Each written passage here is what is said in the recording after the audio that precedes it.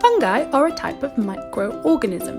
Micro meaning very small and organism meaning living thing.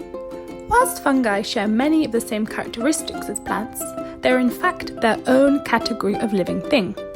There are many different types of fungi, including the common baker's yeast and the mushrooms that you might see at the supermarket.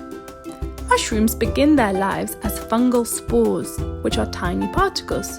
These then grow into a collection of roots underground. Fungi feed on dead and decaying matter, such as other plants. Now, let's look at an unusual type of fungi. These glow-in-the-dark mushrooms. These mushrooms are bioluminescent, which means that they glow in the dark. These bioluminescent mushrooms were a mystery to scientists until they realized that the glow of the mushrooms helped to attract insects and spread the spores of the mushroom.